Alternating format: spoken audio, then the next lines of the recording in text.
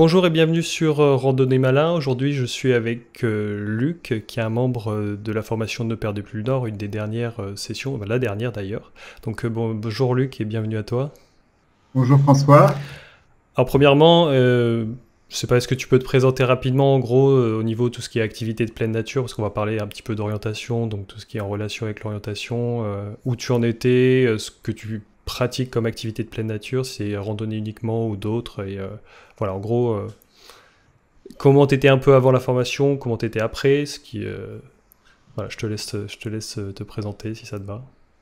Ça me va très bien. Bah, écoute, en termes de randonnée, bon, c'est vrai que j'ai toujours pratiqué la randonnée, hein, même avec mes parents. Donc, et puis, c'est vraiment une activité que j'aime beaucoup. Donc, en termes de randonnée, je fais également de la randonnée à ski. D'accord. Donc, je fais aussi de la randonnée en vélo. Voilà, et puis je fais du bateau, donc c'est pas tout à fait les mêmes cartes, Non. mais c'est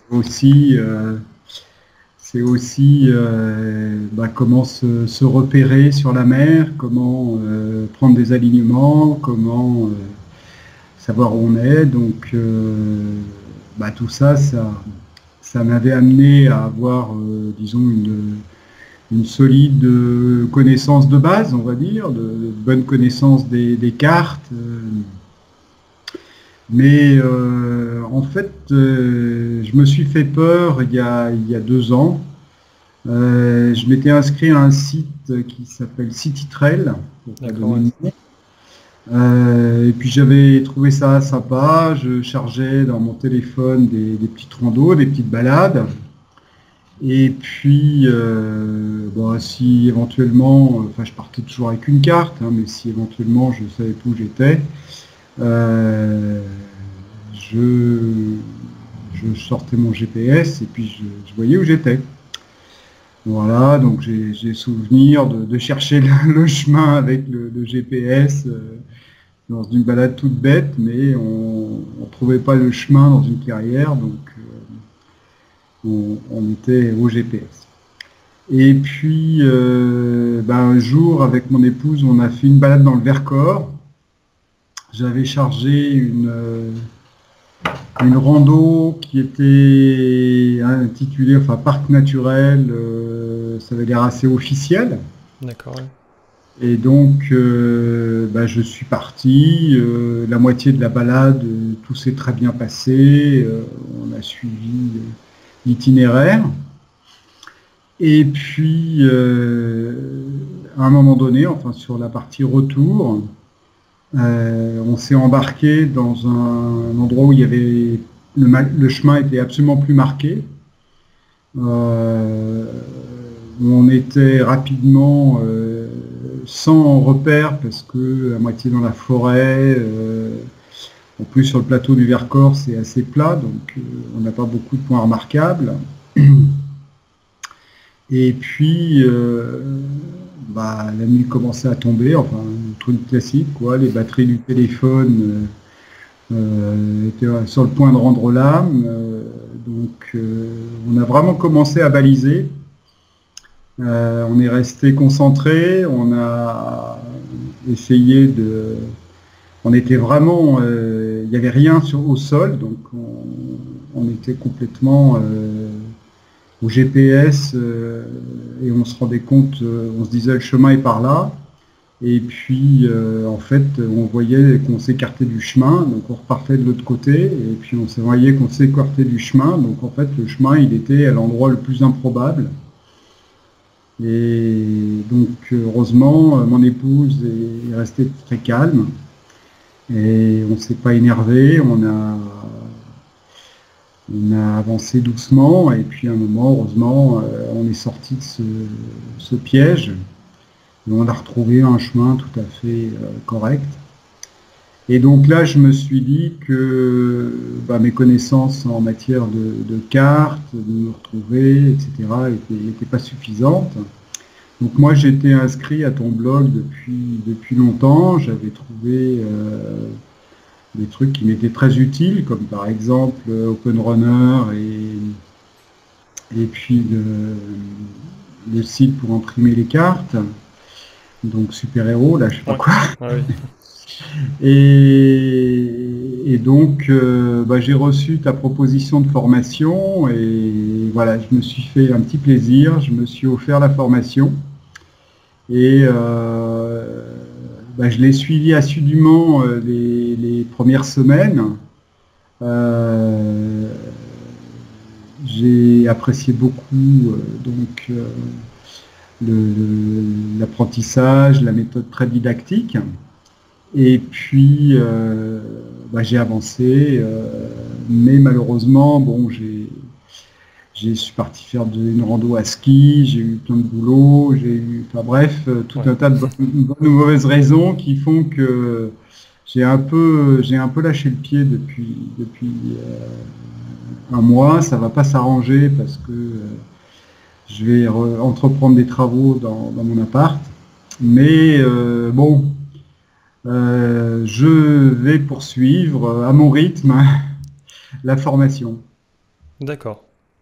Voilà, voilà. D'accord. Donc, juste petite précision pour ceux qui auraient peut-être pas saisi la chose. Quand tu dis que tu utilisais City Trail, c'est sur ton smartphone, j'imagine.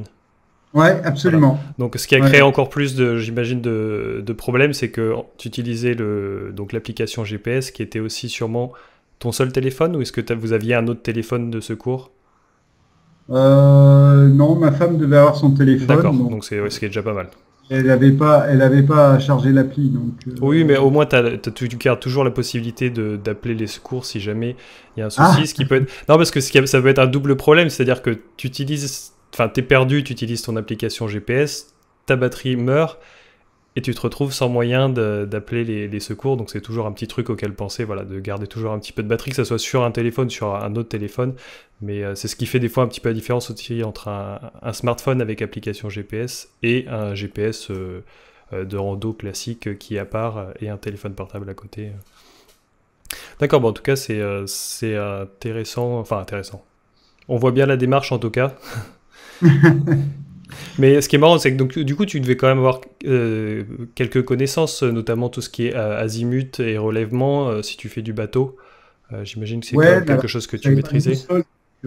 Et puis je te dis, dans le Vercors, il n'y a rien, il n'y a aucun point véritablement. Donc en fait, c'est plutôt la lecture de la carte, le relief. Et bon, c'est pas facile en tout cas, hein. Oui, après stratégie de navigation aussi, c'est-à-dire Voilà. prévoir son itinéraire en pensant qu'il y aura des sections avec peu de relief, enfin, ou alors peu de repères en tout cas. Et En tout d'accord. cas, ce qui est sûr, c'est que j'ai hâte de poursuivre la formation pour savoir comment j'aurais pu préparer mieux et comment j'aurais pu, dans cette situation-là, avec quelle technique, m'en sortir Oui, bah là, sans le GPS, quoi. ouais, mais les dernières, enfin, les vidéos qui sont sorties sûrement pendant que tu étais moins assidu, justement, on parle de tout ce qui est hors sentier et technique de navigation, c'est-à-dire prévoir dans un itinéraire. C'est là où c'est très différent du GPS, c'est que au GPS, on peut se dire, tiens, je vais jusqu'à un certain point, mais ce point n'a rien de caractéristique sur le terrain à part des coordonnées, et c'est l'outil qui nous amène à ce point. Avec une carte et une boussole, on s'arrange pour que ces points soient toujours repérables à l'œil nu, que ce soit avec le relief, que ce soit parce que voilà, ils sont particuliers, mais c'est vrai que c'est une préparation d'itinéraire un petit peu différente. Et Ouais, je pense bah, qu'effectivement, dans tout ce qui est hors sentier, tu devrais trouver quelques éléments. Alors, c'est toujours plus facile quand on a fait une erreur et qu'on revient en arrière de se dire ah bah oui, c'est facile, j'aurais pu faire ça, ça, ça, mais au moins, je pense que ça te donnera des pistes.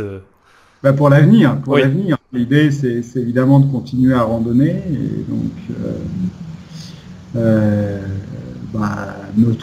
si un jour je me retrouve dans une situation pareille, pouvoir m'en sortir, voilà, par moi-même en autonomie. J'ai pas envie d'appeler les secours. Enfin oui, non, bref, c'est. j'aurais vraiment les boules. Enfin, bon, malheureusement, j'ai vu récemment qu'un gamin, un ado, s'est perdu dans le Vercors, hein.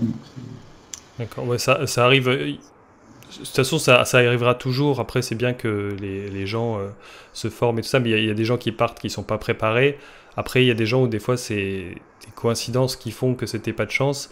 Mais avec le nombre de gens qui pratiquent la randonnée, et surtout qu'il y a beaucoup de gens qui pratiquent en dilettante, qui pratiquent juste par exemple 2 ou 3 jours par an l'été quand ils vont en montagne pour les vacances.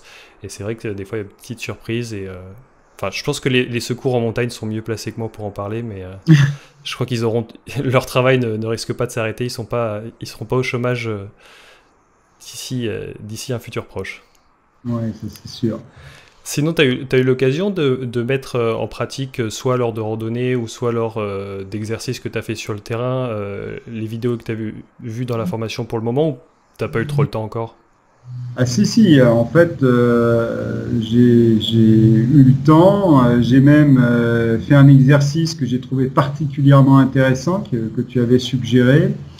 C'est que sur une balade que je connais très bien, dans un coin où je me promène très souvent, en fait, j'ai fait une étude minutieuse de la carte avant de partir, alors que, évidemment, comme je connais le coin par cœur, je ne l'avais pas fait, je ne sais même pas si je l'avais fait un jour. Et ce que j'ai fait, c'est que j'ai repéré tout ce que je ne comprenais pas sur la carte, tous les symboles que je ne comprenais pas, ou les sources, ou les pylônes, ou voilà, tout ce qui me paraissait hyper caractéristique et intéressant. Et donc je suis parti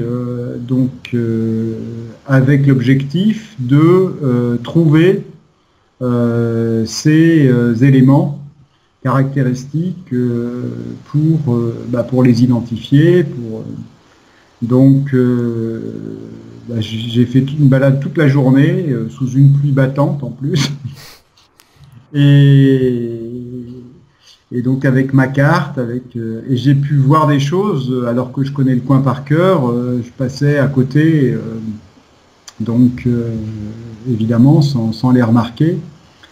Et ça m'a donné beaucoup d'idées sur la façon de préparer en fait et de randonner. C'est-à-dire que effectivement utiliser tous ces éléments caractéristiques du paysage ou des constructions humaines pour se repérer, savoir où on est. C'est sûr qu'une ligne électrique, on ne la regarde pas trop, mais elle est hyper pratique pour savoir où on se situe. La ligne électrique est derrière moi, ou elle est à droite, elle est à gauche. Et après, sur la carte, évidemment, ça nous permet tout de suite de savoir de quel côté on se situe. D'accord, ouais. Donc ça, c'est un premier exercice. Ensuite, j'ai été faire une semaine dans le Queyras, où j'ai fait de la rando à ski. Donc là, j'ai beaucoup travaillé sur les questions de relief. Parce que en rando à ski, il n'y a plus de chemin, évidemment, puisqu'il y a de la neige. Ouais, ouais. On voit plus rien. Donc, est-ce qu'il faut aller à droite? Est-ce qu'il faut aller tout droit? Est-ce qu'il faut aller à gauche? C'est quel col que je cherche? Donc, je me faisais les profils de crête. Je me disais, tiens, là, oui, effectivement, c'est là, etc. Donc, le col que je cherche, c'est pas celui qui est à gauche parce qu'il y a des traces de ski, mais c'est celui qui est en face, légèrement sur la droite, parce que il suit la pointe qui est là, et puis donc ça remonte effectivement comme ça avec un plateau derrière. Enfin bon, tous ces éléments qu'effectivement tu connais, mais c'est vrai que grâce à la formation, avec la formation, j'ai mis ça en pratique. Et effectivement, c'est très, très rassurant et tu sais où tu vas. Et bon, donc voilà, j'ai pu, en fait, si j'ai pas beaucoup avancé, c'est que j'ai aussi beaucoup été randonné. Tant mieux, non, mais vaut mieux avancer lentement et Et bien mettre en application, c'est toujours ce que je dis dans la formation, c'est vrai que c'est le plus important, surtout tout ce qui est, voilà, tout ce qui est lecture de cartes, apprendre à observer, que ce soit la carte ou sur le terrain, maîtriser vraiment le relief, ça c'est, enfin, sans la lecture de cartes, de toute façon, le reste ne sert pas à grand chose. Je veux dire, si c'est vraiment la base pour moi, c'est vraiment la base de l'orientation, que ce soit même au GPS ou d'ailleurs à la boussole et à la carte, hein, c'est vraiment la base. Et ce qui est important, voilà, c'est de pratiquer.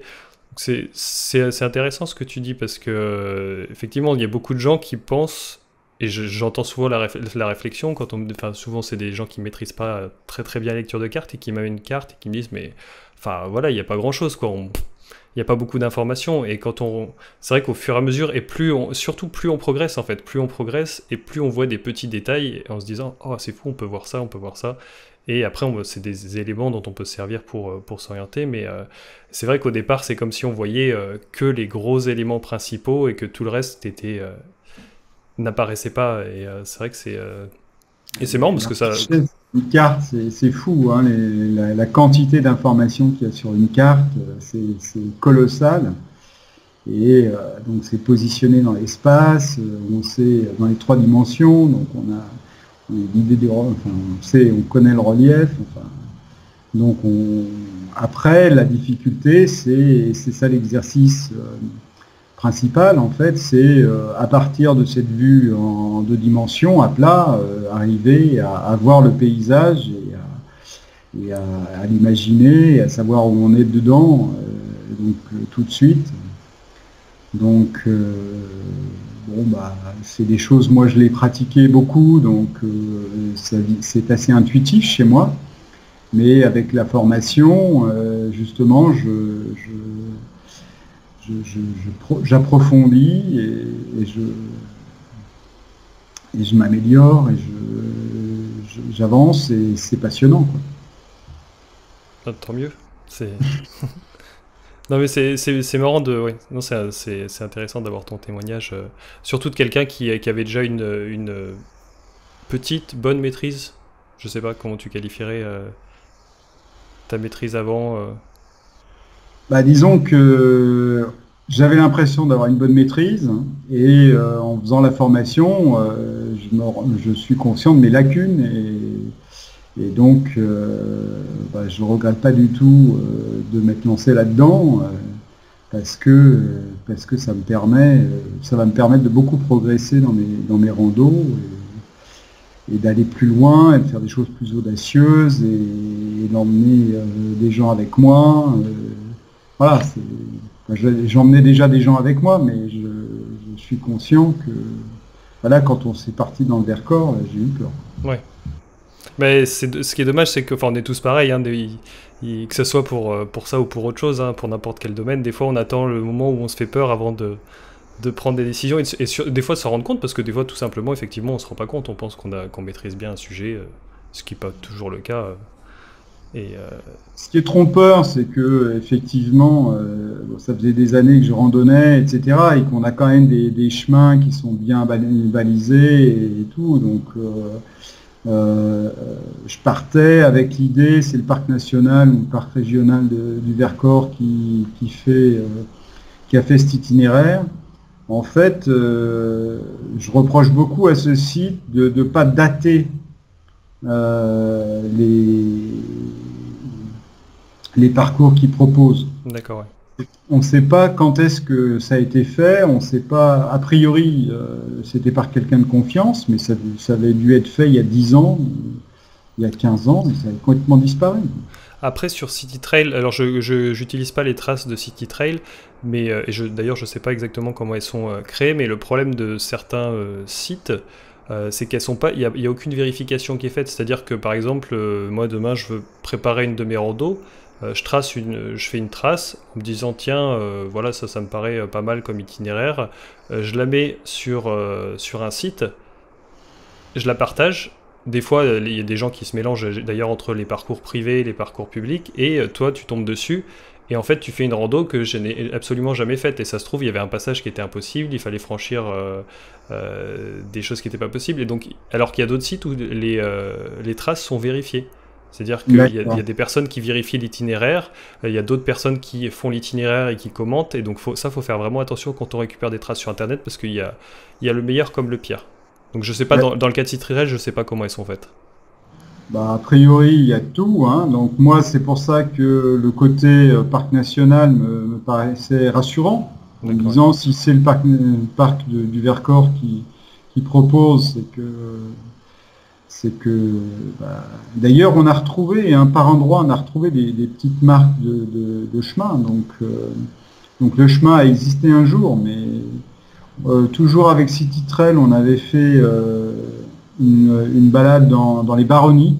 Ouais, Alors les baronnies, le souci qu'il y a, c'est qu'il y a un projet de parc régional et il y a les Antilles et les pros, parc régional, et ça se bagarre et